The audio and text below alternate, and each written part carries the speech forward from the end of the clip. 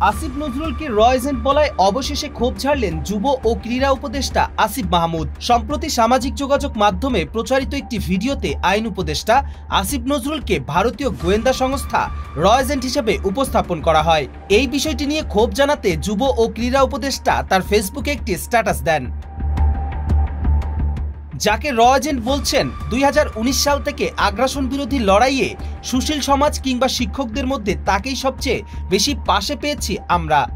অন্তর্বর্তী সরকারের আইন উপদেষ্টা আসিফ নজরুলকে নিয়ে ফেসবুকে এভাবেই লিখলেন যুব ও ক্রীড়া উপদেষ্টা আসিফ মাহমুদ সজীব ভুইয়া। আসিফ মাহমুদ লেখেন, এনআরসি, সিএএ বিরোধী আন্দোলন, আবরার ফাহাদ হত্যার প্রতিবাদে আন্দোলন, আগ্রাসন বিরোধী কর্মসূচি থেকে যখন জেলে গেলাম সবসময় আসিফ স্যার আমাদের পাশে দাঁড়িয়েছেন। আমরা ক্যাম্পাসের 15-20টা ছেলে মেয়ে আর আসিফ নজরুল স্যার। তিনি বলেন সমালোচনারও কিছু ম্যানার থাকা দরকার, যেটাকে গঠনমূলক সমালোচনা বলা হয় আর কি। এসব বিষয়ে কিছু বলতে চাইনি, কিন্তু র এজেন্ট বলার পর আর চুপ থাকা গেল না। অবশ্য আপনাদের কনস্পিরেসি থিওরিতে আমাদের আন্দোলনও র পরিচালিত ছিল, যে আন্দোলনে পরবর্তীতে ফ্যাসিস্ট হাসিনার পতন হলো। যুব ও ক্রীড়া উপদেষ্টা আরও বলেন, আমরা এবার একটু কনস্ট্রাকটিভ হই, না হলে এত ত্যাগের ফলে যে দেশ গড়ার স্বপ্ন আমরা দেখেছি তা ভুলুণ্ঠিত হবে। এতটুকুই আহ্বান থাকবে।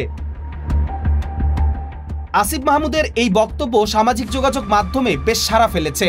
এখন পর্যন্ত তার দেয়া স্ট্যাটাসে 63,000-এর বেশি মানুষ প্রতিক্রিয়া জানিয়েছেন এবং মন্তব্য করেছেন 13,000-এরও বেশি মানুষ। তবে মন্তব্য ঘিরে দেখা গেছে সমালোচনার সুর। সাধারণ মানুষের দাবি জল ঘোলা না করে স্পষ্ট করা হোক সকল বিষয়। কবির চৌধুরী, জয়, মাই টিভি।